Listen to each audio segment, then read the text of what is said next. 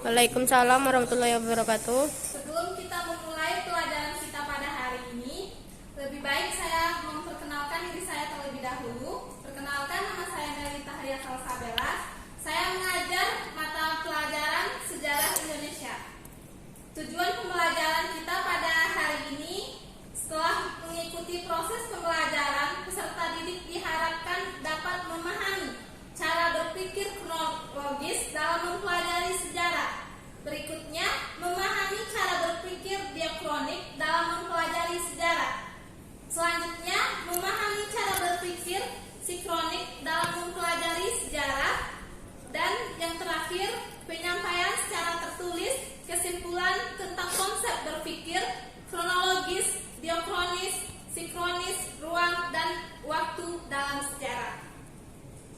Nah, sumber belajar yang saya ambil dari kelas ini yaitu buku Sejarah Indonesia. Kalian cari aja buku paketnya, buku Sejarah Indonesia. Kita masuk ke materi pada hari ini, yaitu materi konsep dasar pemikiran sejarah. Yaitu ada 5 pemikiran. Yang pertama, kronologis dalam sejarah. Apa sih kronologis dalam sejarah itu?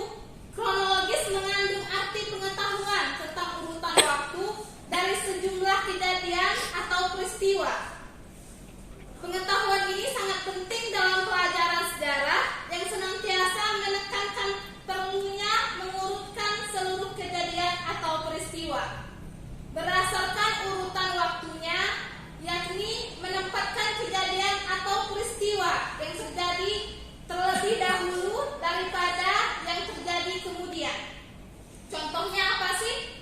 Peristiwa yang terjadi pada tahun 1945 lebih didahulukan daripada peristiwa yang terjadi pada tahun 1446. Nah, yang kedua itu berpikir diakronik dalam sejarah. Apa sih diakronik dalam sejarah itu? Diakronik berasal dari kata Yunani. Dia berarti melintas atau melewati, dan kronis yang berarti perjalanan waktu. Diakronis dapat diartikan sebagai suatu peristiwa yang berhubungan dengan peristiwa-peristiwa sebelumnya dan tidak dapat berdiri sendiri atau timbul secara tiba-tiba. Sebab sejarah meneliti gejala-gejala yang memanjang dalam waktu tetapi dalam ruangan terbatas. Diakronik artinya memanjang dalam waktu tetapi terbatas dalam ruangan. Apa saja sih? Dalam konsep berpikir kronologis atau diakronis mempelajari kehidupan sosial secara memanjang dan dimensi waktu. Selanjutnya, konsep berpikir diakronis memandang masyarakat sebagai sesuatu yang terus bergerak dan memiliki hubungan kualitas atau sebab akibat. Dan ketiga, mengurangi proses transformasi yang terus berlangsung dari waktu ke waktu kehidupan masyarakat secara berkesinambungan. Dan yang terakhir, menguraikan kehidupan masyarakat secara dinamis. Nah, kalian tahu nggak apa saja ciri-ciri diakronik itu? Tidak tahu, Bu. Nah, ciri-ciri diakronik itu bersifat vertikal.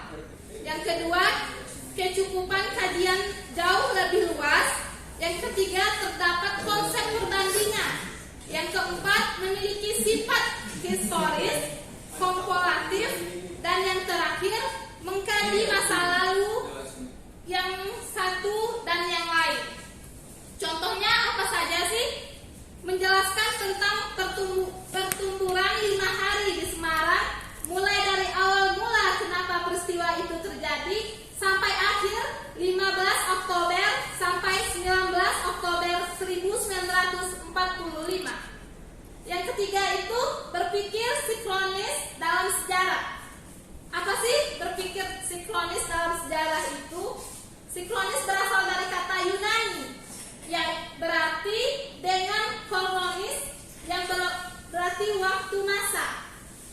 Pengertian berpikir sinkronis dalam sejarah adalah mempelajari atau mengingkari struktur atau karakter suatu peristiwa sejarah dalam kurun waktu tertentu atau terbatas oleh waktu. Dan yang keempat, ruang atau waktu dalam sejarah. Dalam sejarah, ruang atau tempat merupakan unsur penting yang harus ada. Ruang atau tempat terjadinya suatu peristiwa sejarah terkait dengan unsur geografis setiap komunitas dan memahami kawasan tertentu. Seperti suku bangsa atau bangsa memiliki pola pikir dan sistem budaya yang memiliki dari pendahuluan.